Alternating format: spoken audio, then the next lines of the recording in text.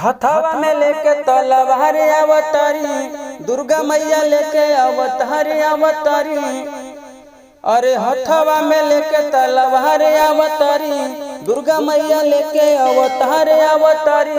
करा जयकारा शेरा वाली कहे भाई, नवरात्र में मैया जी हमारे अवतारी।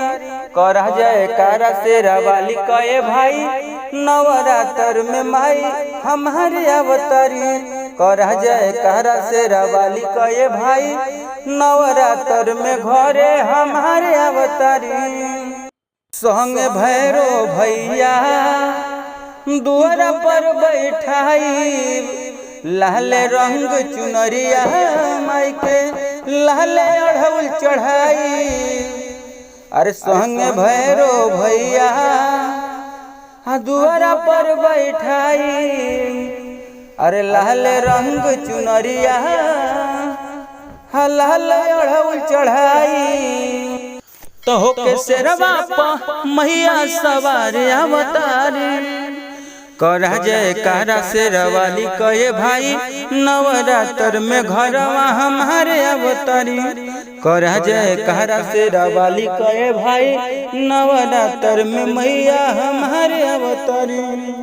श्री राम बागी वकील माई में मन लगावेले, अरे माई का भजन गा के सबका के सुनावेले। वकील श्री राम बागी माई में मन लगावेले, दुर्गा माई का भजनिया गा के सबके सुनावेले।